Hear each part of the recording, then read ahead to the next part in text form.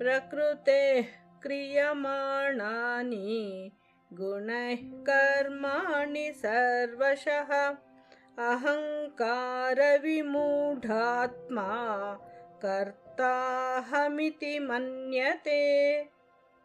प्रकृतेः क्रियमाणानि गुणैः कर्माणि सर्वशः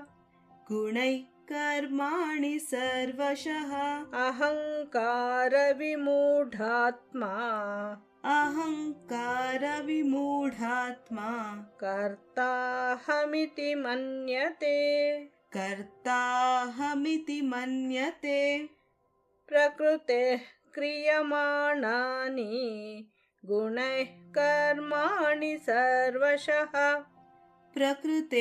क्रियमाणानि गुणैः कर्माणि सर्वशः अहङ्कारविमूढात्मा कर्ताहमिति मन्यते।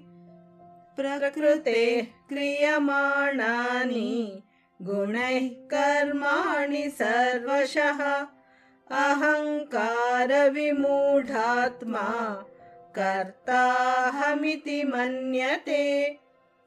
ಶ್ಲೋಕಾರ್ಥ. ಪ್ರಕೃತಿಯ ಗುಣಗಳಿಂದಲೇ ಎಲ್ಲಾ ಬಗೆಯ ಕರ್ಮಗಳು ಆಗುತ್ತವೆ. ಅಹಂಕಾರದಿಂದ ಮೂಢನಾದವನು ನಾನೇ ಕರ್ಮವನ್ನು ಮಾಡಿದ್ದೇನೆಂದು ಭಾವಿಸುತ್ತಾನೆ.